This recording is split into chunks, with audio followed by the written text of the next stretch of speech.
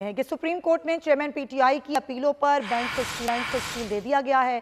Chief justice मुरत्ता Bandial ने तोशाखाना की अपीलें समाअत के लिए मुकर्रर कर दी हैं। बेंच में चीफ जस्टिस के अलावा जस्टिस मज़ाहिर नकवी, जस्टिस जमाल खान मंदुकेल और शामिल हैं। इस पर बात करेंगे। इमरान वसीम हमारे नुमाइंदे हमारे साथ हैं। जी इमरान। जो इस्लामाबाद हाई कोर्ट ने 3 अगस्त को फैसला सादिर फरमाया था, जिसमें एक चेयरमैन पीटीआई की जो दरखास्त थी कि ये केस समाअत नहीं है, उससे दोबारा काबिल समाअत के हवाले से फैसला करने के लिए मामला जज हमायूं दिलावर को भेजा था।